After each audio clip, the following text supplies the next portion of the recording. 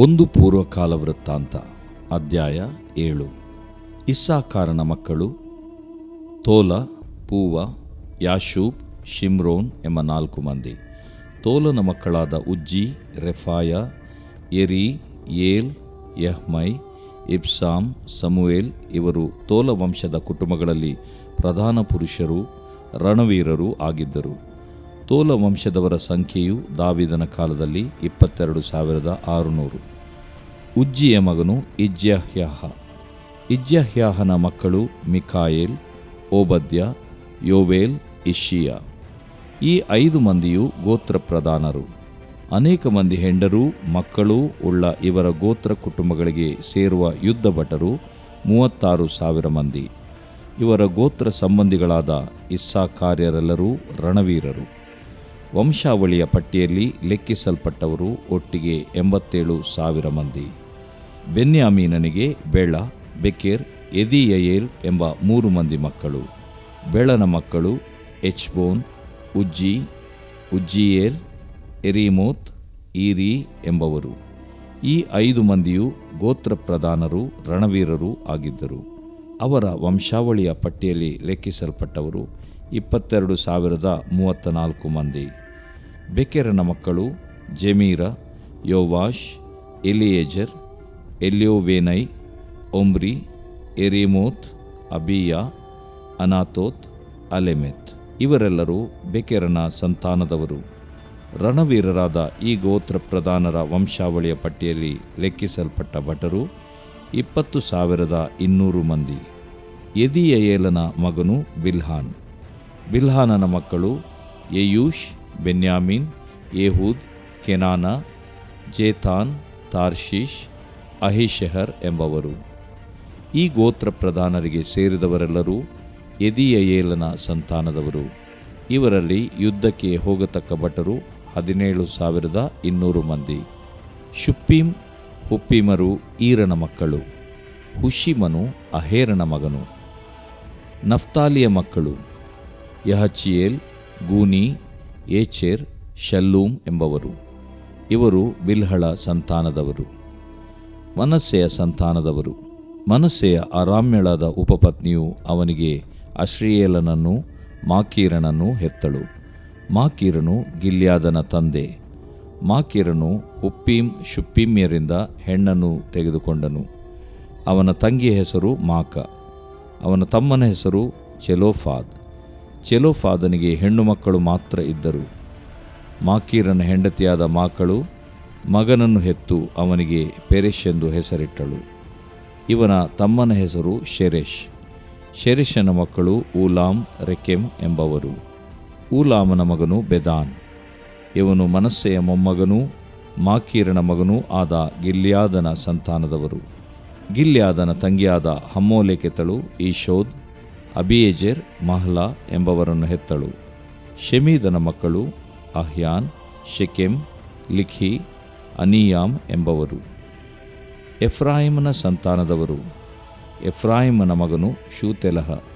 ಇವನ ಮಗನು ಬೆರೆದ್. ಇವನ ಮಗನು ತಹತ್. ಇವನ ಮಗನು ಎಲ್ಲಾದ. ಇವನ ಮಗನು ತಹತ್.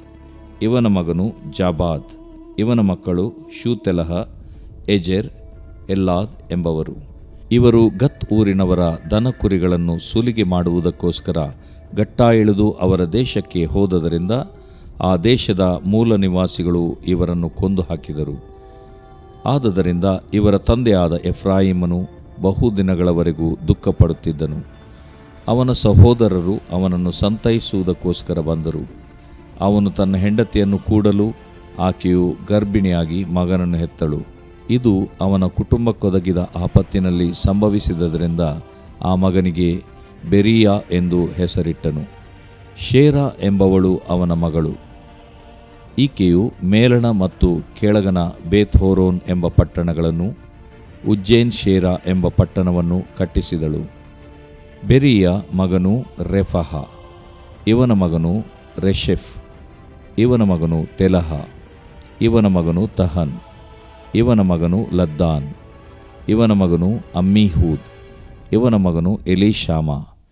ಇವನ ಮಗನು ನೋನ್. ಇವನ ಮಗನು ಯೆಹೋಶುವ. ಅವರು ವಾಸಿಸುವ ಸ್ವಾಸ್ಥ್ಯದ ಮೇರೆಗಳು ದಕ್ಷಿಣ ದಿಕ್ಕಿನಲ್ಲಿ ಬೇತೇಲ್ ಪಟ್ಟಣವು ಅದರ ಗ್ರಾಮಗಳು, ಪೂರ್ವ ದಿಕ್ಕಿನಲ್ಲಿ ನಾರಾನ್, ಪಶ್ಚಿಮ ದಿಕ್ಕಿನಲ್ಲಿ ಗೆಜೆರ್ ಪಟ್ಟಣವು ಅದರ ಗ್ರಾಮಗಳು, ಉತ್ತರ ದಿಕ್ಕಿನಲ್ಲಿ ಶೆಕೆಮ್, ಅಯ್ಯಾ ಪಟ್ಟಣಗಳು ಅವುಗಳ ಗ್ರಾಮಗಳು ಇವೆ. ಬೇತ್ಷಾನ್, ತಾನಾಕ್, ಮೆಗಿದ್ದೋ, ದೋರ್ ಎಂಬ ಪಟ್ಟಣಗಳು ಅವುಗಳ ಗ್ರಾಮಗಳು ಮನಸ್ಸೆ ಕುಲದವರ ವಶದಲ್ಲಿದ್ದವು. ಈ ಊರುಗಳಲ್ಲಿ ಇಸ್ರಾಯೇಲನ ಮಗನಾದ ಯೋಸೇಫನ ಸಂತಾನದವರು ವಾಸಿಸುತ್ತಿದ್ದರು. ಆಶೇರನ ಸಂತಾನದವರು ಇಮ್ನ, ಇಶ್ವ, ಇಶ್ವಿ, ಬೆರಿಯ ಎಂಬವರು, ಸೆರಹಳೆಂಬ ಇವರ ತಂಗಿಯು. ಬೆರಿಯನ ಮಕ್ಕಳು ಹೆಬೆರ್, ಬಿರ್ಜೈತ್ ಊರಿನವರ ಮೂಲಪುರುಷನಾದ ಮಲ್ಕಿಯೇಲ್ ಎಂಬವರು. ಹೆಬೆರನು ಯಫ್ಲೇಟ್, ಶೋಮೇರ್, ಹೋತಾಮ್ ಇವರನ್ನು ಇವರ ತಂಗಿಯಾದ ಶೂವಳನ್ನು ಪಡೆದನು. ಪಾಸಕ್, ಬಿಮ್ಹಾಲ್, ಅಶ್ವಾತ್ ಇವರು ಯಫ್ಲೇಟನ ಮಕ್ಕಳು. ಅಹಿ, ರೋಹ್ಗ, ಹುಬ್ಬ, ಅರಾಮ್ ಎಂಬವರು ಶೆಮೆರನ ಮಕ್ಕಳು. ಇವನ ತಮ್ಮನಾದ ಹೆಲೆಮನ ಮಕ್ಕಳು ಚೋಫಹ, ಇಮ್ನ, ಶೇಲೆಷ್, ಅಮಾಲ್ ಇವರೇ. ಸೂಹ, ಹರ್ನೆಫೆರ್, ಶೂಗಾಲ್, ಬೇರಿ, ಇಮ್ರ, ಬೆಚೆರ್, ಹೋದ್, ಶಮ್ಮ, ಶಿಲ್ಷ, ಇತ್ರಾನ್, ಬೇರ ಇವರು ಚೋಫಹನ ಮಕ್ಕಳು.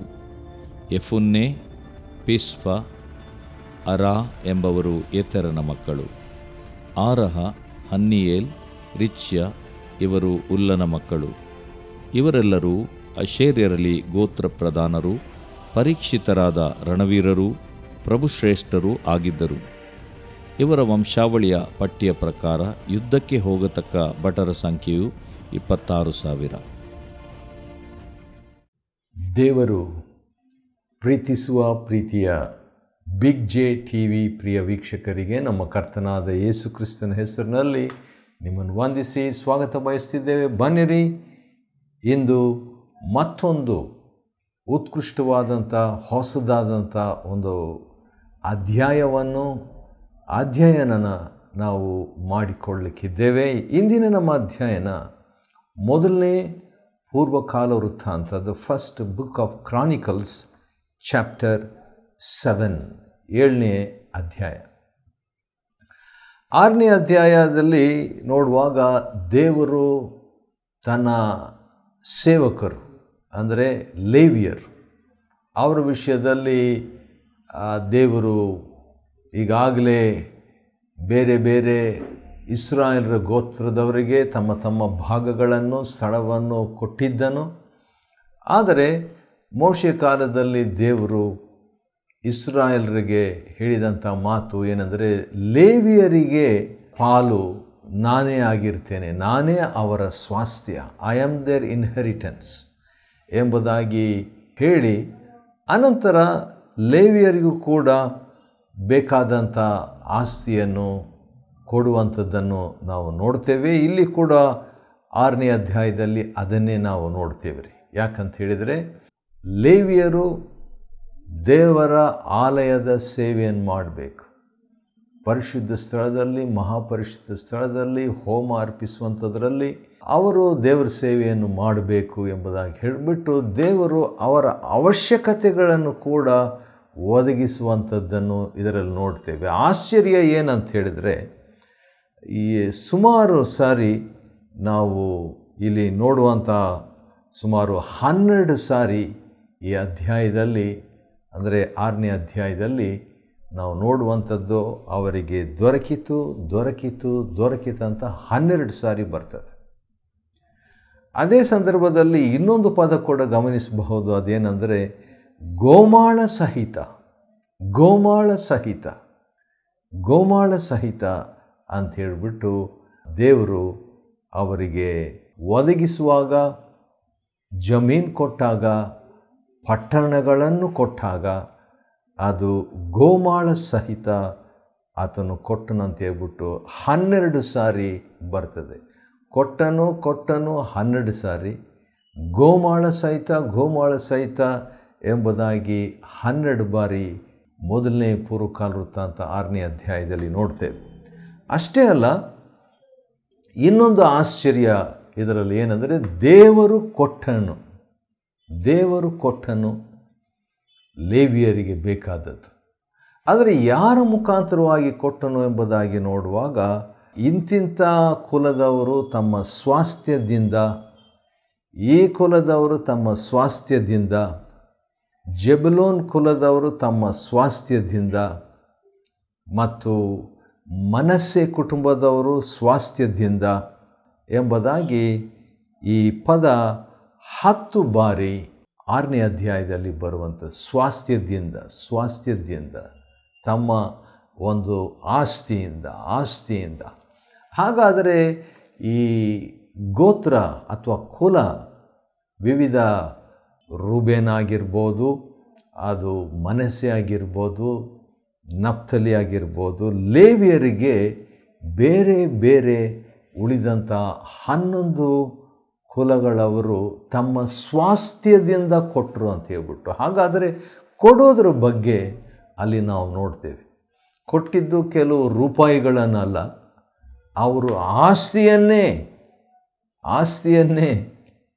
ಅದು ಗೋಮಾಳ ಸಹಿತವಾಗಿ ಅವರು ಕೊಟ್ಟು ಬಿಟ್ಟರು ಎಂಬುದಾಗಿ ನೋಡುವಾಗ ಬಹುಶಃ ನನ್ನ ಒಂದು ಊಹೆ ಅದೇನೆಂದರೆ, ಉಳಿದಂಥ ಸೇವಕರಿಗಿಂತಲೂ ಅಥವಾ ಉಳಿದಂಥ ಕುಲದವರಿಗಿಂತಲೂ ಬಹುಶಃ ಲೇವಿಯರು ಸ್ವಲ್ಪ ಹೆಚ್ಚಾಗಿ ಶ್ರೀಮಂತರಾಗ್ಬಿಟ್ರು, ಓವರ್ನೈಟ್ ಶ್ರೀಮಂತರಾಗ್ಬಿಟ್ರು ಎಂಬುದಾಗಿ ನನಗೆ ಅನಿಸ್ತದೆ. ಯಾಕಂತ ಹೇಳಿದರೆ ಆ ರೀತಿಯಾಗಿ ದೇವರು ತನ್ನ ಸೇವಕರಿಗೆ ಸೇವೆ ಮಾಡು, ನಿನಗೇನು ಕೊಡೋದಿಲ್ಲ ಎಂಬುದಾಗಿ ದೇವರು ಹೇಳೋದಿಲ್ಲ. ಹೌದು, ಸೇವಕನು ಕೂಡ ಇವರು ಕೂಡ ಏನು ನಿರೀಕ್ಷಿಸಲಿಲ್ಲ. ದೇವರು ಮೋಶೆ ಕಾಲದಲ್ಲಿ ನಾನೇ ನಿಮಗೆ ಸ್ವಾಸ್ಥ್ಯವಾಗಿದ್ದೇನೆ, ಅವರಿಗೆ ಲೇವಿಯರಿಗೆ ಸ್ವಾಸ್ಥ್ಯವನ್ನು ಕೊಡಬಾರದು ಅನ್ನೋ ರೀತಿಯಲ್ಲಿ ದೇವರು ಹೇಳಿದ್ದಾಗ ಬಹುಶಃ ಅವರು ಅದಕ್ಕೆ ಸಿದ್ಧರಾಗಿದ್ದರು. ಅದನ್ನು ನೋಡಿದಂಥ ದೇವರು ಮತ್ತಾಯ 6:33 ಪ್ರಕಾರವಾಗಿ ಮೊದಲು ದೇವರ ರಾಜ್ಯಕ್ಕಾಗಿ ನೀತಿಗಾಗಿ ತವಕಪಡ್ರಿ, ಆಗ ನಿಮಗೆ ಇವೆಲ್ಲವೂ ಕೊಡಲ್ಪಡುತ್ತದೆ, ಅವುಗಳು ಕೂಡ ಇವೆಲ್ಲವೂ ಕೊಡಲ್ಪಡುತ್ತದೆ ಎಂಬುದಾಗಿ ದೇವರು ತನ್ನ ಅವಶ್ಯಕತೆಗಳನ್ನು, ತನ್ನ ಸೇವಕರ ಅವಶ್ಯಕತೆಗಳನ್ನು ನೆರವೇರಿಸುವ ದೇವರು, ಒದಗಿಸುವ ದೇವರು. ಸೇವಕನಿಗೇನಾದರೂ ಅವಶ್ಯಕತೆ ಇದೆಯಾ? ಅದು ಆತ್ಮಿಕ, ದೈಹಿಕ, ಮಾನಸಿಕ, ಆರ್ಥಿಕ, ಸಾಮಾಜಿಕ, ಅವುಗಳನ್ನು ದೇವರು ತನ್ನ ಸೇವಕರಿಗೆ ಅಷ್ಟೇ ಅಲ್ಲ, ತನ್ನ ಮಕ್ಕಳಿಗೂ ಕೂಡ ಒದಗಿಸಿ ಕೊಡ್ತಾನೆ ಎಂಬುದಾಗಿ ನೋಡಿಕೊಳ್ತಕ್ಕದ್ದು. 7ನೇ ಅಧ್ಯಾಯ, ಮೊದಲನೇ ಪೂರ್ವಕಾಲ ವೃತ್ತಾಂತದ ಫಸ್ಟ್ ಕ್ರಾನಿಕಲ್ಸ್ ಚಾಪ್ಟರ್ 7, ಅದರಲ್ಲಿ ನಾವು ನೋಡುವಾಗ ಇದು ಕೂಡ ಸ್ವಲ್ಪ ದೊಡ್ಡ ಅಧ್ಯಾಯವಾಗಿದೆ. ಅನೇಕ ಹೆಸರುಗಳು, 40 ವಚನಗಳು ಇರುವಂಥದ್ದು. ಆದರೆ ಇದರಲ್ಲಿ ಇಸ್ಸಾಕಾರ್ ಕುಲದ ಬಗ್ಗೆ, ಬೆನ್ಯಾಮೀನ್ ಕುಲದ ಬಗ್ಗೆ, ದಾನ್, ನಫ್ತಾಲಿ, ಮನಸ್ಸೆ, ಎಫ್ರಾಯಿಮ್, ಆಶೇರ್ ಕುಲಗಳ ವಿಷಯವಾಗಿ ಇಲ್ಲಿ ಬರೆಯಲಾಗಿದೆ. ಇಸ್ಸಾಕಾರ್ ಎಂಬುದಾಗಿ ಹೇಳುವಾಗ ಅವನು ಪ್ರತಿಫಲವನ್ನು ತರುವನು ಎಂಬುದಾಗಿ ಇಸ್ಸಾಕಾರ್ನ ಅರ್ಥ. ಪ್ರತಿಫಲ, reward, he will bring reward ಅಂತ ಹೇಳ್ಬಿಟ್ಟು. ಈ ಕುಲದವರಲ್ಲಿ ಎಂಥವರಾಗಿದ್ದರು ಅಂತ ಹೇಳ್ಬಿಟ್ಟು 1ರಿಂದ 5 ವಚನಗಳಲ್ಲಿ ನೋಡುವಾಗ ರಣವೀರರು ಎಂಬಂಥ ಪದ ಬರುವಂಥದ್ದಾಗಿದೆ. ಹಾಗಾದರೆ ಈ ಇಸ್ಸಾಕಾರ್ ಕುಲದವ್ರ ಬಗ್ಗೆ ದೇವರಾತ್ಮನ ಒಂದು ಕಾಮೆಂಟ್ರಿ, ಪವಿತ್ರಾತ್ಮನ ಒಂದು ವಿಮರ್ಶೆ ಏನಂದರೆ, ರಣವೀರರು ಈ ಇಸ್ಸಾಕಾರ್ ಕುಲದವರಂತ. ಕೆಲವು ಸಾರಿ ಈ ಕುಲದವರಿಗೆ, ಈ ಒಂದೊಂದು ಗೋತ್ರ ಪುರುಷರಿಗೆ ಅಥವಾ ಗೋತ್ರದವರಿಗೆ ದೇವರ ಆಶೀರ್ವಾದ ಅನುಪಮವಾಗಿ ಇತ್ತು ಎಂಬುದನ್ನು ತಿಳ್ಕೊಳ್ಬೇಕು. ಅದಕ್ಕೆ ಒಂದು ಕಾರಣ ಏನಂದರೆ, ಯಾಕೋಬನು ತನ್ನ 12 ಮಕ್ಕಳನ್ನು ಕರೆದುಬಿಟ್ಟು ಒಬ್ಬೊಬ್ಬರ ಮೇಲೆ ಕೈ ಇಟ್ಟು ಅವರಿಗಾಗಿ ಆಶೀರ್ವಾದವನ್ನು ಅವನು ಘೋಷಿಸಿದಾಗ ಅದರಂತೆ ಆ ಆಶೀರ್ವಾದದ ಫಲವನ್ನು, ಆಶೀರ್ವಾದದ ಪರಿಣಾಮವನ್ನು, ಆಶೀರ್ವಾದದ ಪ್ರಭಾವವನ್ನು ನಾವು ಈ ಕುಲಗಳವರಲ್ಲಿ ನಾವು ಕಾಣಬಹುದು. ರಣವೀರರು. ಆನಂತರ 6ರಿಂದ ಇರುವಂಥ ವಚನಗಳಲ್ಲಿ ಬೆನ್ಯಾಮೀನ್ ಕುಲದವರ ಬಗ್ಗೆ ಇದೆ. ಬೆನ್ಯಾಮೀನ್ ಅಂತ ಹೇಳಿದರೆ ಬಲಗೈ ಪುತ್ರನು ಎಂಬುದಾಗಿ, ಅದರ ಬೆನ್ ಅಂತ ಹೇಳಿದರೆ ಪುತ್ರ, ಬೆನ್ ಅಮೀನ್ ಅಂತ ಹೇಳಿದರೆ ಬಲಗೈಯ ಪುತ್ರನು ಎಂಬುದಾಗಿ, ಅವನ ವಿಷಯವಾಗಿ ಅವನ ಗೋತ್ರದವರ ಅಥವಾ ಕುಲಗಳವರ ವಿಷಯವಾಗಿ ಇರುವಂಥ ಮಾತಿನಲ್ಲಿ ಇಲ್ಲಿ ಕೂಡ ಏನಂತಿದೆ, 7ನೇ ವಚನ ರಣವೀರರಾಗಿದ್ದರು, 9ನೇ ವಚನ ರಣವೀರರು, 11ನೇ ವಚನ ಅವರು ಭಟರು. ಆ ರೀತಿಯಾಗಿ ನೋಡುವಾಗ ಇಸಕಾರ್, ಬೆನ್ಯಾಮಿನ್ ಈ ಕುಲಗಳವರಲ್ಲಿ ಯಾಕೋಬನ ಒಂದು ಆಶೀರ್ವಾದ ಏನಾಗಿತ್ತು ಎಂಬುದಾಗಿ ನೋಡುವಾಗ ಇವರು ಕೂಡ ಫೈಟರ್ಸ್. ಹಳೆ ಒಡಂಬಡಿಕೆಯಲ್ಲಿ ಯುದ್ಧವೀರರು, ಯುದ್ಧಶೂರರು, ಯುದ್ಧ ಮಾಡುವಂಥವರು, ಅದಕ್ಕೆ ಮಹತ್ವ ಇತ್ತು. ಸರಿ, ಅದಾದ ನಂತರ 12ನೇ ವಚನದಲ್ಲಿ ನೋಡುವಾಗ ಒಂದು ಭಾಳ ಚಿಕ್ಕ ಒಂದೇ ಸಾಲಿನ ಒಂದು ಕಾಮೆಂಟ್ರಿ ಇದೆ. ಬಹುಶಃ ಅದು ದಾನ್ ಕುಲದವರ ವಿಷಯದಲ್ಲಿ ಇರಬೇಕಾದದ್ದು. ಹುಪೀಮರ್ ಅಂತ ಹೇಳ್ಬಿಟ್ಟು ಕೆಲವರು ಅವರ ಬಗ್ಗೆ ಇದೆ. ಮತ್ತು ನಾಪ್ತಾಲಿ ಕುಲ 13ನೇ ವಚನ ಒಂದೇ ವಚನದಲ್ಲಿ ಇದೆ. ಅದರಲ್ಲಿ ಬಿಲ್ಹಳ ಬಗ್ಗೆ ಕೂಡ ಬರೆದಿದೆ. ಯಾಕೋಬನ ಹೆಂಡತಿಯಾದಂಥ ಬಿಲ್ಹಳ ಬಗ್ಗೆ ದೇವರು ಮರೆತಿಲ್ಲ. ಹೌದು, ಆಕೆ ಒಂದು ವಿಧವಾದ ರೀತಿಯಲ್ಲಿ ಹೀನೈಸಲ್ಪಟ್ಟವಳು, ತಿರಸ್ಕರಿಸಲ್ಪಟ್ಟವಳು. ಆದರೂ ಕೂಡ ಆಕೆಯ ಹೆಸರು ಈ ವಂಶಾವಳಿಯಲ್ಲಿ ನಾಪ್ತಲಿ ಕುಲವನ್ನು ಸೂಚಿಸಿ ಹೇಳುವಾಗ ತಾಯಿಯ ಹೆಸರು ಕೂಡ ಇರುವಂಥದ್ದು ಆಶ್ಚರ್ಯ. ಬೇರೆ ಕುಲಗಳಲ್ಲಿ ಬೇರೆ ಅವರ ತಾಯಿಯ ಹೆಸರು ಬಂದಿಲ್ಲ, ಆದರೆ ಇಲ್ಲಿ ಬಂದಿದೆ. ನಾಪ್ತಲಿ ಅಂತ ಹೇಳಿದ್ರೆ ನನ್ನ ಹೋರಾಟ, ನಾನು ಹೋರಾಡುವವನು, ಮೈ ರೆಸ್ಲಿಂಗ್ ಎಂಬುದಾಗಿ. ಆದ ಕಾರಣ ಆಕೆ ಹೋರಾಡಿದ್ರ ಬಗ್ಗೆ ಯಾರಪ್ಪ ಹೋರಾಡಿದ್ದು ಅಂತ ಹೇಳಿಬಿಟ್ಟು ನೋಡುವಾಗ ಬಿಲ್ಹಳು ಹೋರಾಡಿ ಅಂಥ ಒಂದು ಹೆಸರನ್ನು ಮಗುವಿಗಿಟ್ಟಿದ್ದರಿಂದ ನಫ್ತಲಿಯ ಕುಲ ಬಗ್ಗೆ ನಾವಿಲ್ಲಿ ನೋಡ್ತೇವೆ. ಮತ್ತು ಮನಸ್ಸೆ ಕುಲದವರ ಬಗ್ಗೆ 14ನೇ ವಚನದಿಂದ ಇರುವಂಥ ವಾಕ್ಯ ಭಾಗದಲ್ಲಿ ನಾವು ನೋಡಿಕೊಳ್ಬೋದು. ಅಲ್ಲಿ ಚೆಲೋಫಾದನ ಹೆಣ್ಣು ಮಕ್ಕಳ ವಿಷಯದಲ್ಲಿ ಹೇಳಲಾಗಿದೆ. ಇವರು ಭಾಳ ಧೈರ್ಯವಂತರು ಈ ಹೆಣ್ಣು ಮಕ್ಕಳು. ಯಾಕಂತ ಹೇಳಿದ್ರೆ ಒಂದು ಸಾರಿ ಅರಣ್ಯಕಾಂಡ 27ನೇ ಅಧ್ಯಾಯದಲ್ಲಿ ನೋಡೋದಾದರೆ ಮೋಶೆ ಹತ್ರ ಧೈರ್ಯವಾಗಿ ಈ ಸ್ತ್ರೀಯರು, ಸಾಮಾನ್ಯವಾಗಿ ಅದರಲ್ಲಿ ಯುವ ಸ್ತ್ರೀಯರು, ಯವನ ಸ್ತ್ರೀಯರು ಮೋಶೆ ಹತ್ರ ಹೋಗೋದಾಗಲಿ, ದೇವ ಮನುಷ್ಯರ ಹತ್ರ ಹೋಗೋದಾಗಲಿ, ದೇವಾಲಯ ಅದು ದೇವದರ್ಶನ ಗುಡಾರದ ಹತ್ರ ಹೋಗೋದಾಗಲಿ ಭಾಳ ಅಪರೂಪವಾದಂಥ ಒಂದು ದೃಶ್ಯ ಆ ದಿವಸಗಳಲ್ಲಿ. ಆದರೂ ಕೂಡ ಇವರು ಧೈರ್ಯ ಮಾಡಿ ಮೋಶೆ ಹತ್ರ ಹೋಗಿ ತಮಗೆ ತನ್ನ ತಂದೆಗೆ ಗಂಡು ಮಕ್ಕಳಿಲ್ಲ ಎಂಬಂಥ ವಿಷಯದ ಬಗ್ಗೆ ಮಾತಾಡ್ತಾರೆ. ಅವ್ರ ಮುಖಾಂತರವಾಗಿಯೇ ಇಸ್ರಾಯೇಲ್ನಲ್ಲಿ ಒಂದು ನಿಯಮನೇ ಬಂದುಬಿಡ್ತು, ಒಂದು ಕಾನೂನೇ ಬಂದುಬಿಡ್ತು. ಅದನ್ನು ಅರಣ್ಯಕಾಂಡ 36ನೇ ಅಧ್ಯಾಯದಲ್ಲಿ ನೋಡಬಹುದು. ಅವರ ಬಗ್ಗೆ ಇಲ್ಲಿ 15ನೇ ವಚನ 7-15ರಲ್ಲಿ ನಾವು ನೋಡ್ತೇವೆ. ಎಫ್ರಾಯಿಮ್ ಕುಲ 20ನೇ ವಚನದಿಂದ ಇರುವಂಥ ವಾಕ್ಯವಾಗಿ, ಎಫ್ರಾಯಿಮ್ ಅಂತ ಹೇಳಿದರೆ 2ರಷ್ಟು ಫಲ, ಡಬಲ್ ಫ್ರೂಟ್ ಎಂಬುದಾಗಿ. ಮತ್ತು ಎಫ್ರಾಯಿಮ್ನವರ ಬಗ್ಗೆ ವಿಮರ್ಶೆ ನೀಡಿದಾಗ ಜಾದಾಬ್ ಎಂಬ ಮನುಷ್ಯನ ಬಗ್ಗೆ ಒಂದು ಮಾತು ಹೇಳ್ತಾನೆ. ಆತನ ಬಗ್ಗೆ ಹೇಳುವಂಥ ಮಾತು ಏನಂದರೆ, ಆ ಜಾದಾಬ್ ಅಂತ ಹೇಳಿದ್ರೆ ಕೊಡುವವನು ಅಂತ ಹೆಸರಿನ ಅರ್ಥ, ಜಾದಾಬ್. ಆದರೆ ಈ ಕೊಡುವವನ ವಿಷಯದಲ್ಲಿ ನೋಡುವಾಗ ಇವನಿಗೆ 3 ಮಕ್ಕಳಿರ್ತಾರೆ. ಶುತೆಲಹ, ಆನಂತರ ಯಜೆರ್, ಯಲಾದ್ ಅಂತ ಹೇಳ್ಬಿಟ್ಟು 21ನೇ ವಚನ, ಮೊದಲನೇ ಪೂರ್ವಕಾಲ ಅಂತ ಫಸ್ಟ್ ಕ್ರಾನಿಕಲ್ 7:21. ಈ 3 ಮಕ್ಕಳು, ಈ ಕೊಡುವವನು ಎಂಬ ಹೆಸರಿರುವಂಥ ತಂದೆ 3 ಮಕ್ಕಳನ್ನು ಕೊಟ್ಬಿಡ್ತಾನೆ.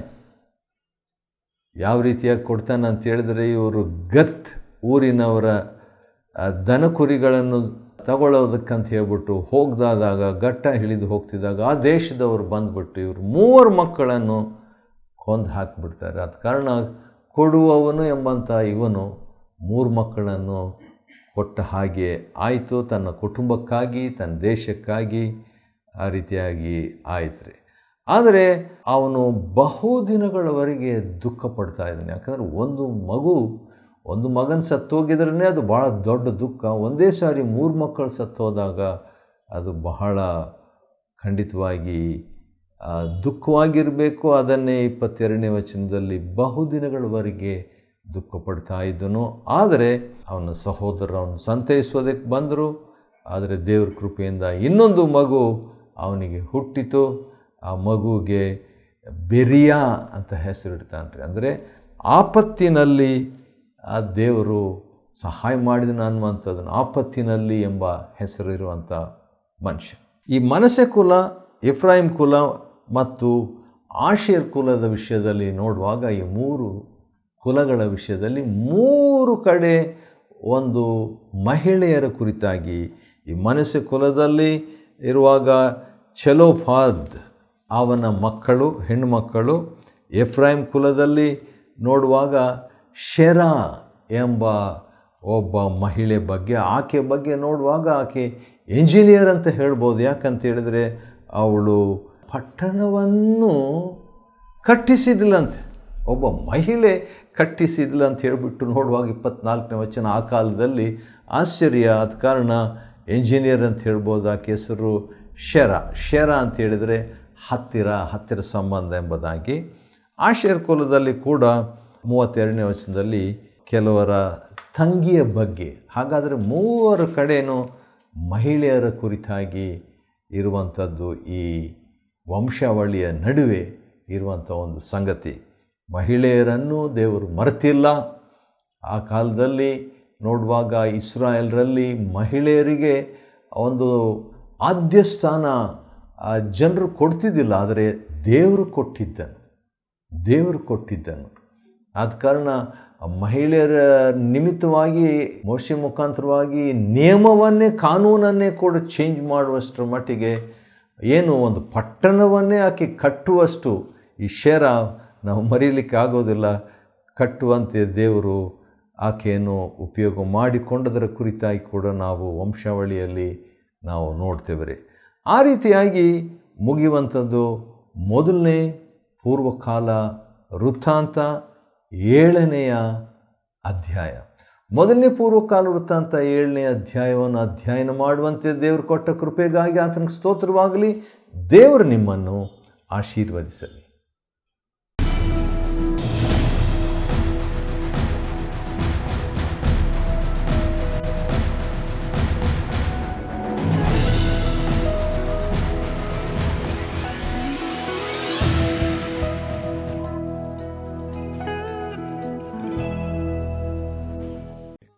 Chapter 7. Now the sons of Issachar were Tola and Puah, Jashub and Shimron 4. And the sons of Tola, Uzi and Rephiah, Jeriel and Jamai, and Jibsam and Shemuel, heads of their father's house, to wit of Tola. They were valiant men of might in their generations, whose number was in the days of David 22,600. And the sons of Uzi, Izrahiah, and the sons of Izrahiah, Michael and Obadiah, and Joel, Isaiah, 5, all of them chief men.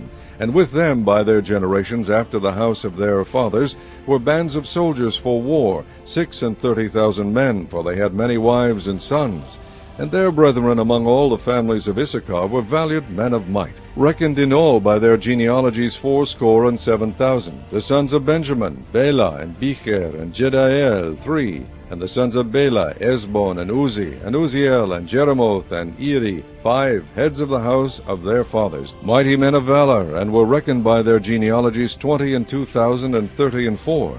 And the sons of Becher, Zemira, and Joash, and Eleazar, and Elionai, and Omri, and Jeremoth, and Abiah, and Anathoth, and Alameth.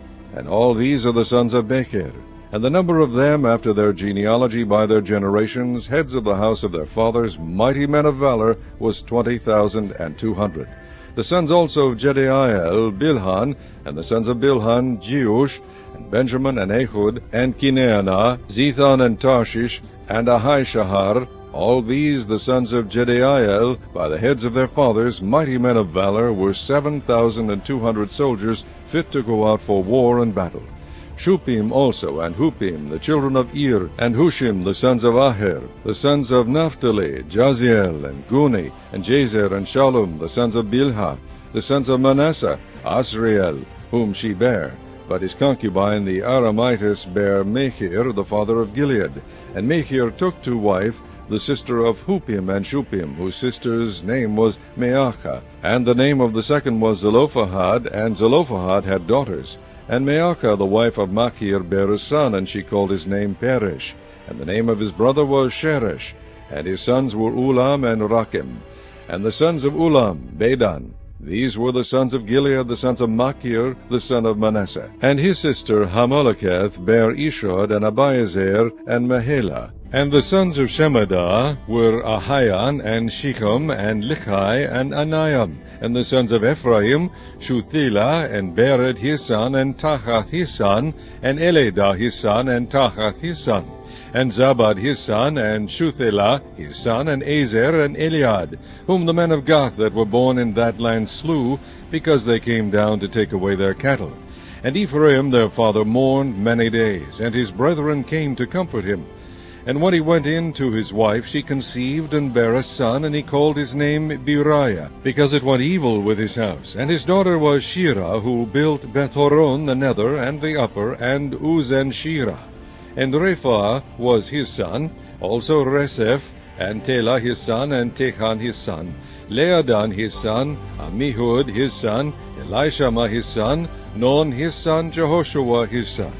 And their possessions and habitations were Bethel and the towns thereof, and eastward Nearan, and westward Gezer with the towns thereof, Shechem also and the towns thereof, unto Gaza and the towns thereof.